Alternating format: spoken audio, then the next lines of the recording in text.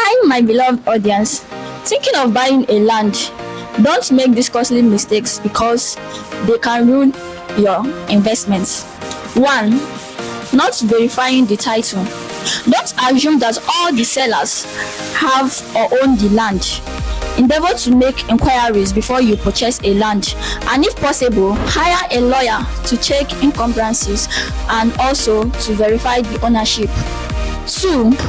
Don't rush the processes involved in buying land because you might make decisions based on pressure or due to not missing out. Rather, ensure that you consult professionals, examples, surveyors, and lawyers. Not checking zoning and land use regulation.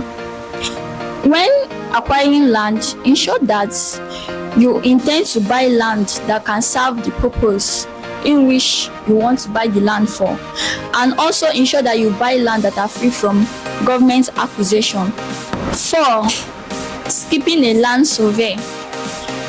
Don't skip land surveys while purchasing land. Why? Because this will enable you to know the boundaries and ensure that you don't have disputes from other neighbors in that particular location.